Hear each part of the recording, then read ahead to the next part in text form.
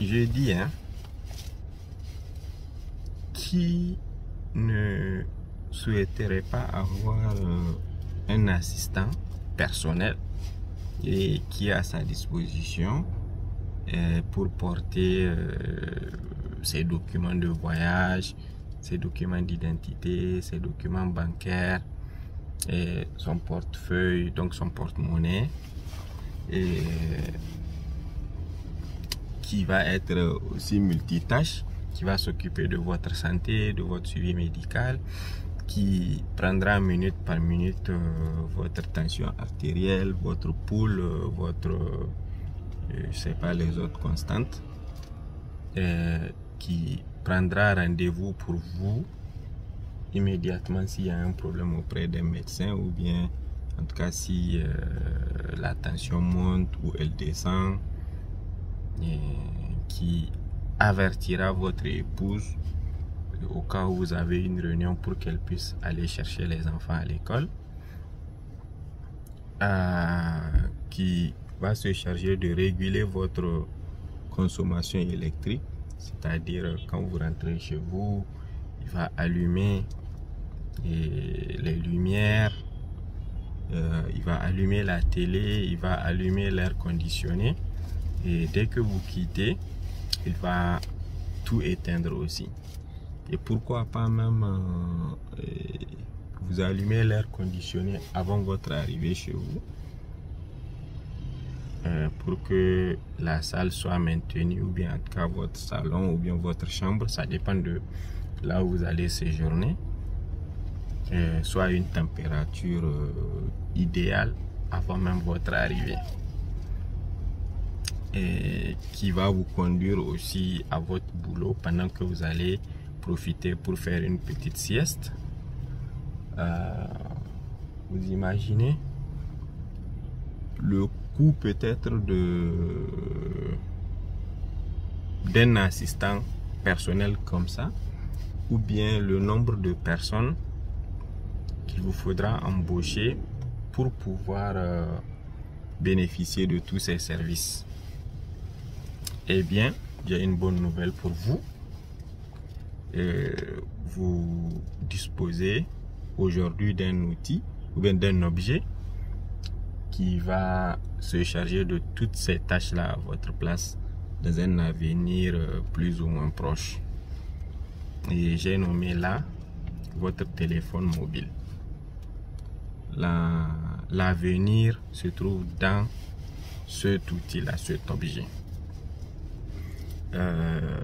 Dans les 30 prochaines années, donc d'ici l'horizon 2050, toute notre vie sera, Inch'Allah, et régulée ou bien dirigée, si on peut le dire, par cet outil-là, qui va être naturellement couplé avec l'évolution de l'internet des objets, qui va être couplé avec d'autres petits accessoires, peut-être notamment un bracelet, une montre, quelque chose comme ça, qui va se charger de prendre, et comme je l'ai dit, vos différentes constantes, votre température, votre tension artérielle, ainsi de suite. Peut-être même vous indiquer l'effort physique à faire, ou bien le niveau d'effort à faire pour pouvoir réguler votre tension, et peut-être vous avertir à un moment donné si il estime que vous êtes allé au-delà donc de votre possibilité ou bien des possibilités de votre organisme. Et peut-être si vous voulez trop insister, il va se charger d'avertir votre médecin pour qu'il vous sanctionne, c'est-à-dire la sanction peut-être ce sera de vous imposer un repos ou quelque chose comme ça. En tout cas, l'idéal, et naturellement on n'en est pas encore là, mais ça va venir. Donc préparons-nous.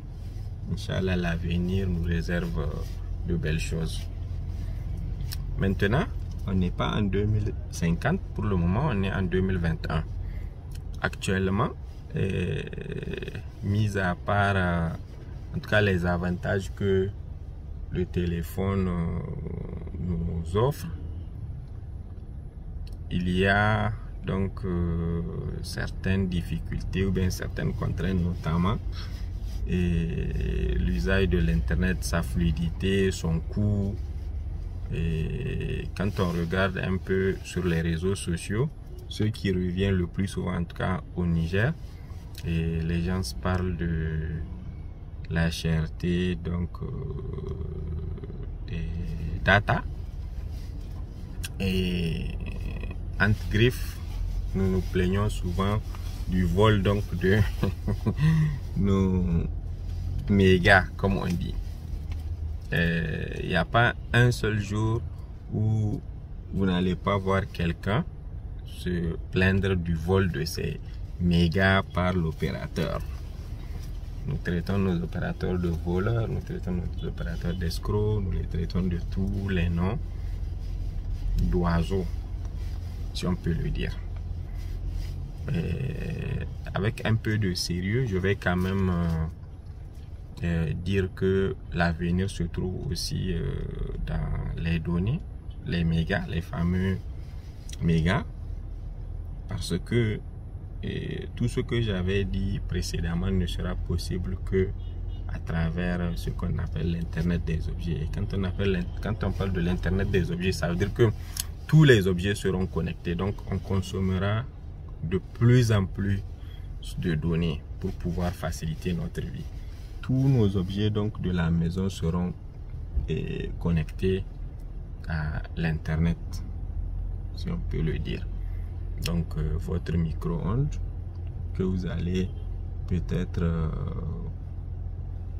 programmer pour que, ou bien que vous allez allumer 15 minutes avant votre arrivée à la maison pour que votre repas soit réchauffé avant votre arrivée. Peut-être votre cuisinière que vous allez piloter à distance, l'air conditionné, ainsi de suite.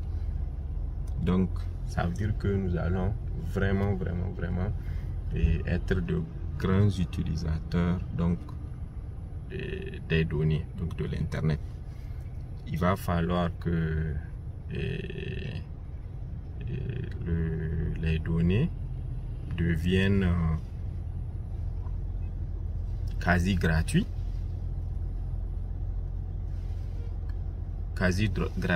du moins, donc, ou en tout cas qu'on ait la possibilité d'avoir beaucoup plus d'argent que aujourd'hui, ce qui n'est pas évident parce que la vie coûte de plus en plus cher.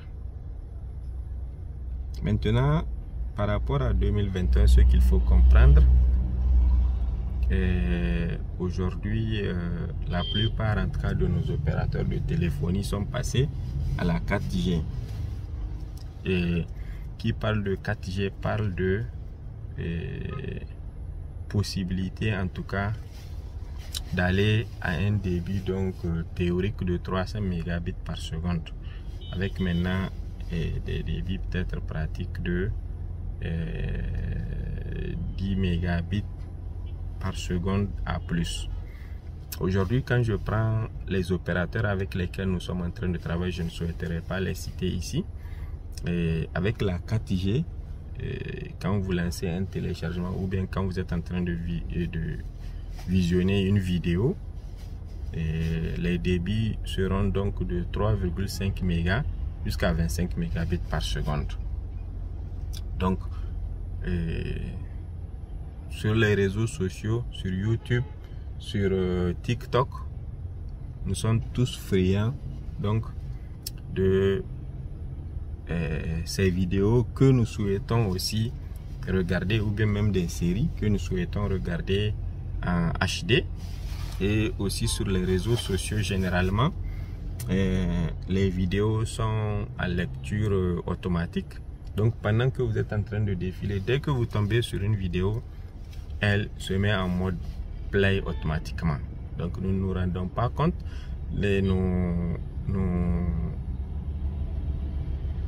Les photos aussi qui sont toujours sur Facebook, dès que nous défilons, les photos aussi, leur chargement consomme des données.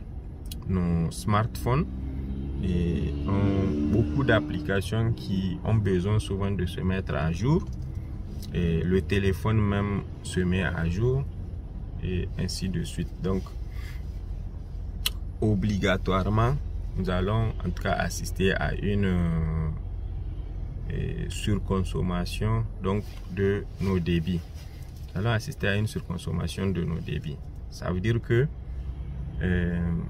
si je fais une recharge de peut-être 10 gigas, je ne sais pas combien ça coûte, ça dépend de la souscription, ou bien de 800 mégas, ou bien de 2 gigas. Nous nous plaignons que cela ne fasse pas une semaine, ou nous nous plaignons que cela ne fasse pas tel nombre de jours, contrairement à ce que vous avez l'habitude d'avoir.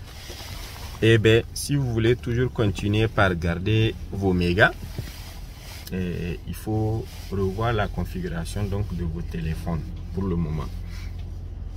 Et ça veut dire que même si vous avez une SIM 4G, tant que ce n'est pas pour faire un truc professionnel ou bien pour visionner quelque chose de spécifique, vous pouvez toujours aller dans les configurations, donc les paramètres, pour revenir à la 3G, et comme ça vous n'allez pas en tout cas être dans une consommation excessive. Mais il est clair que si vous permettez de laisser la 4G fonctionner par défaut, vous allez consommer énormément de données. Donc ne nous plaignons pas de cette consommation là. Merci.